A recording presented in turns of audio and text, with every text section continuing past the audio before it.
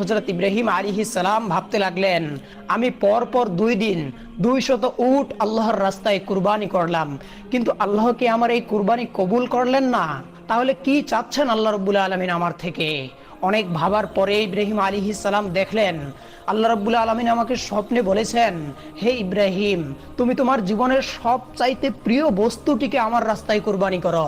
এই পৃথিবীতে আমার সবচাইতে প্রিয় বস্তু হলো আমার সন্তান ইসমাইল।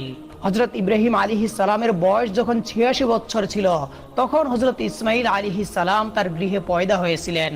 আর এই সন্তানটি ছিল ইব্রাহিম আলাইহিস সালামের সবচাইতে প্রাণের ও মহব্বতের সন্তান। কেননা এত বার্ধক্য বয়সে তিনি একটি সন্তান লাভ করেছিলেন। এই সন্তানটিই ছিল তার বংশধারা জারি রাখার একমাত্র মাধ্যম। কিন্তু আল্লাহ রাব্বুল আলামিন যখন তাকে এই প্রিয় সন্তানটি কুরবানি করার জন্য আদেশ দিলেন, ইব্রাহিম আলাইহিস সালাম মনে মনে দৃঢ় সংকল্প করে বললেন,